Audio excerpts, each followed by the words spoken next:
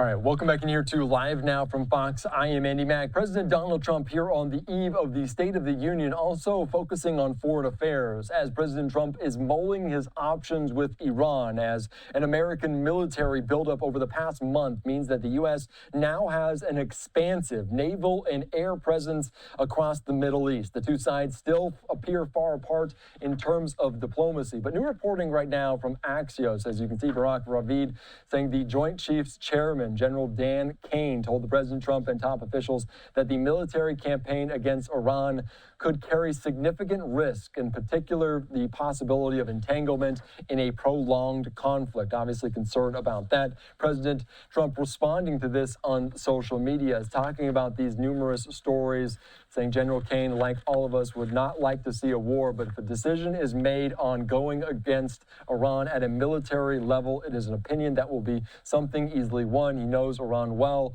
in that he is in charge of Midnight Hammer, the attack on the Iranian nuclear development. So we're going to continue to follow this here on Live Now from Fox. Let's bring into the conversation co-director of the Future Security Initiative, Daniel Rothenberg. Thank you so much for joining us here on Live Now from Fox. And tensions continue to rise there in the Middle East, and they're saying diplomacy comes first, but is a strike, is expansion, is escalation obviously inevitable at this point?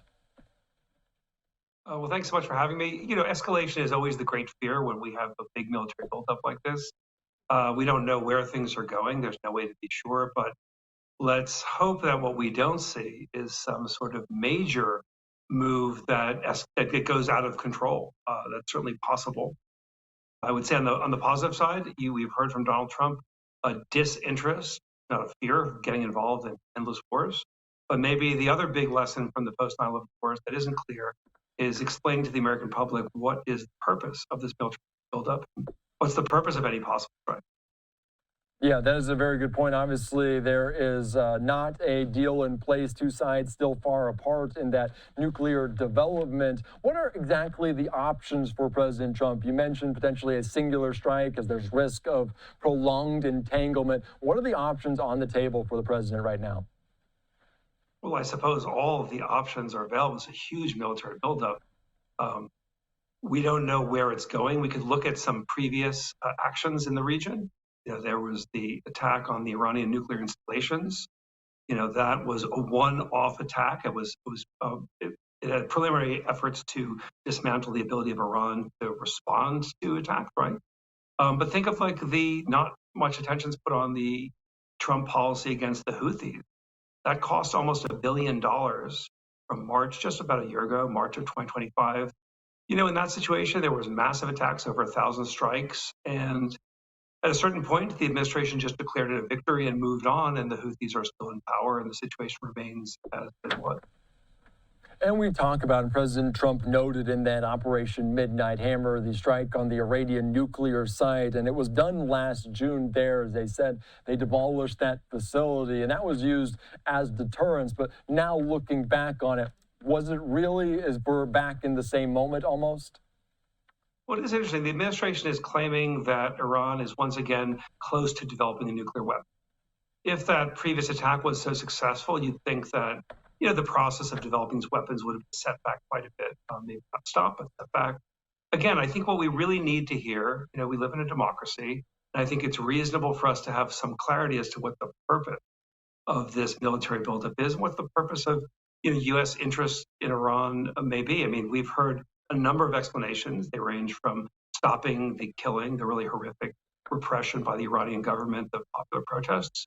We've heard about regime change. We've heard about the nuclear program. There's regional stability and protecting interest in Israel. But I think if we're devoting this degree of interest and personnel to a conflict, it's useful to know what the purpose is. That's the only way to evaluate whether any of it means anything or is successful. And I want to ask, because we talk about that, the last strike back in June and what the United States learned, but also what they learned in terms of the response from Iran, because there was a not very sophisticated attack on the Al Udeid base not very far from there. What do you think the United States learned from that? And do you think that will sway some of this decision for President Trump? Yeah, I mean, maybe the big lesson is when Trump ordered the assassination of Qasem Soleimani, you know, really revered figure in the Iranian military, and that one imagined there was lots of commentators suggesting there'd be severe responses to that, and that's not really what happened. Similarly, in this attack we had last June, the attack on Al Udeid was not particularly significant when you think of what Iran could do. So it might be reasonable for the administration to think that Iran will not respond this time with a great deal of force, even though it has the capacity to do so. I think the great fear, though, is if we don't know why this buildup is happening, what the purpose is, and how can we be sure of where it will go and how we evaluate its legitimacy? Yeah, that is a very big point. How are other nations potentially in this region viewing it, especially Israel? How are they viewing this? Because, like we mentioned, deja vu from last June, how are they seeing this conflict and this escalation again? Well, it is worth remembering that Iran engaged in a pretty aggressive attack on Israel with ballistic missiles and cruise missiles and with drones. It happened twice, and both times the attacks were significantly repelled. Obviously, the intense conflict between Israel and Iran is quite a big deal. There's been all sorts of developments, 2023 to the present, particularly the fall of the Syrian regime, which was allied with Iran, and significant attacks on Hezbollah. What does it all mean? I mean, what we don't want to see is escalation in the region. It's a tinderbox, as we all know from recent history, and complicated place. It's not so easy to pull out of a conflict, particularly if there are boots on the ground, which may or may not happen. Sometimes if an attack begins, it may lead to something that is difficult to pull back. Will that be, if that happens, if there is a strike or multiple strikes, how does entanglement in terms of that work? Because you can't just one and done almost pull back immediately. How detrimental might that be? I guess it depends on what the goal is. If the goal is to overthrow the current Iranian regime, then this is probably the most vulnerable period of that regime since the revolution. We don't know what would happen if the regime were to fall, who would come into power. If that's the goal, that's one set of issues. If the goal is to further degrade, ballistic missile capabilities or nuclear programs, that's another issue. What we've seen with Donald Trump so far is an interest in these short-term actions that do not involve broad entanglements. Think of the attack and taking to custody of Maduro, leaving in place the exact same government with the exact same repressive apparatus, exact same people who brought that economy with a terrible situation where a third of the population has fled the country. So what are we talking about?